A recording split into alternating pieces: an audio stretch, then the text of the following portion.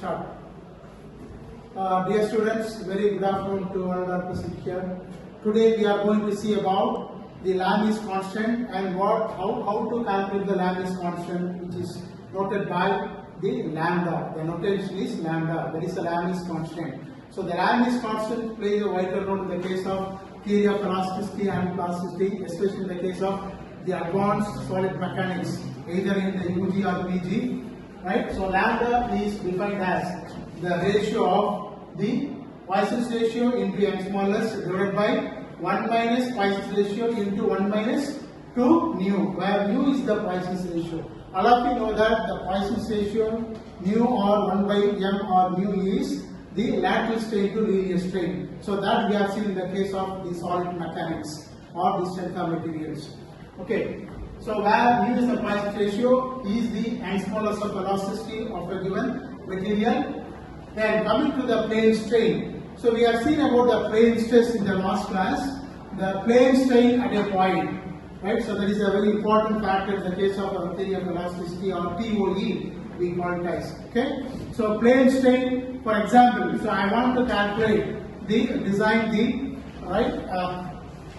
you can see that retaining wall with internal pressure. So retaining wall in the case of the side of the road side of a hillock region or any other undulating surface forming the road, right?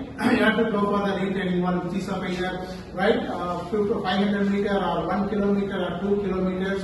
So number of retaining walls along the length of the road. Okay, so that is one example where the plane strain case is applied in the theory of elasticity. The second case is a culvert or the tunnel. Right, you take the Atal tunnel. So that the student is going to visit in the month of last week of April. Atal tunnel nearly around the 29 kilometers under the hillock regions. So which is of diameter 2 meter to 3 meter, that depends.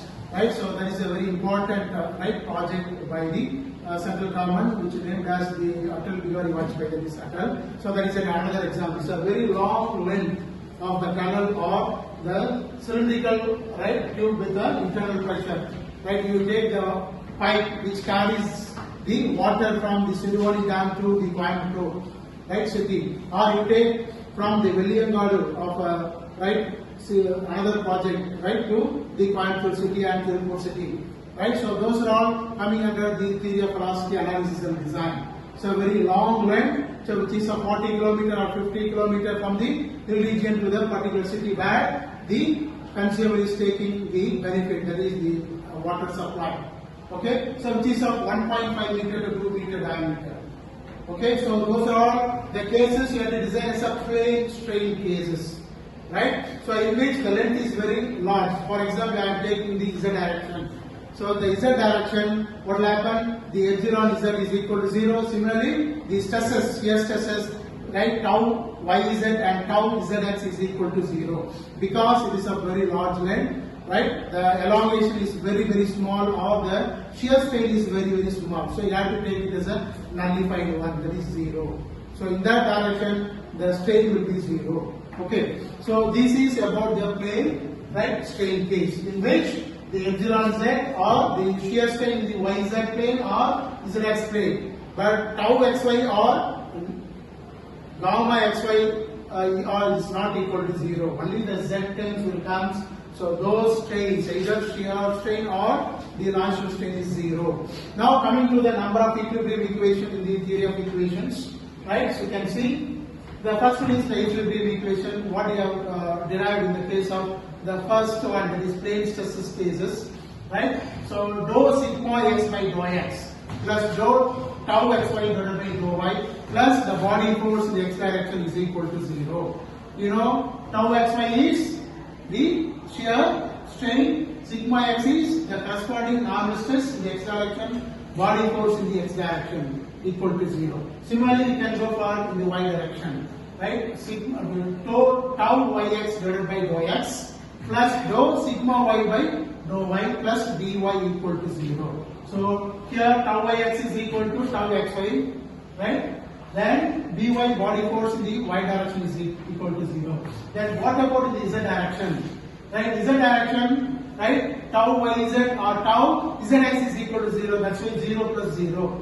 The diagonal, right? These are the diagonals. Okay. So dou sigma z by dou z, that is normal stress with respect to the corresponding partial differential with respect to z direction plus bz. Right, body force in the z direction will be there is equal to 0. So this is about the equilibrium equation that I called as number 1. Similarly, I have seen the case of plane stress equations. Okay. Then coming to the second one, strain displacement relations. Displacement is ux, uy, vz. Right. The strain means the corresponding epsilon x, then tau xy, epsilon z. You know the epsilon z is equal to 0. Similarly, right, gamma yz, shear strain. Gamma, right, yz plus the shear strain in the zx is equal to 0. But what about the x direction? Epsilon x is equal to linear strain in the x direction is dou ux by dou x, and epsilon y is equal to dou uy by dou y, right, and gamma xy, shear strain in the xy direction. So that will not be 0, only gamma y, right, zx and gamma zx is equal to 0. Right, that is equal to dou ux by dou y. This is dou ux by dou y plus dou uy by dou x. Already I have told you this equation is the first one, right? So this equation I called as number 2. This is about the strain and displacement relation. Displacement of ux, uy, uz. Strain means epsilon x and right gamma xy. Okay. Then coming to right the third one. This is called as the stress strain relations in the case of plane strain case. Okay, they will ask what is the stress strain relation in the plane stress case and plane strain case. Run together and write the equations. Okay, so this is 1 by e, epsilon z is equal to, you know, it is 0. So what is that value? You know, 1 by e, x smallest into, already we have seen that sigma z minus u into sigma x plus sigma y.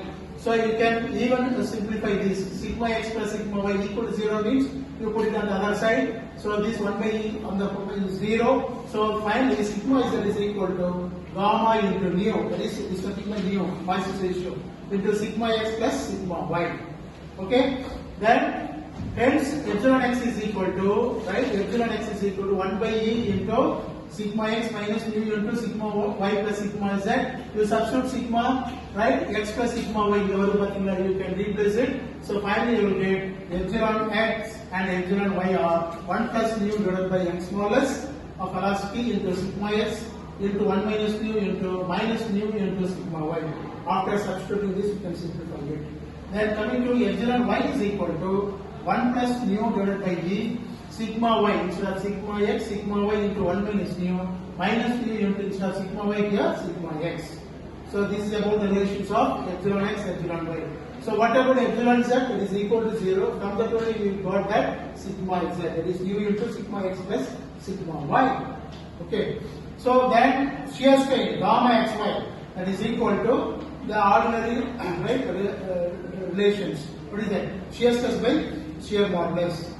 You know, shear strain is equal to, right, shear strain is equal to shear stress by shear modulus, or shear modulus is equal to shear stress by the shear strain. You can put it, right? So tau xy divided by g. Then the fourth relations, right, that is strain compatibility equation. Here only one equation because the other dimension is 0. Okay, so rho square epsilon x divided by rho y square plus rho square epsilon y by rho x square is equal to rho square gamma xy. What is the gamma xy?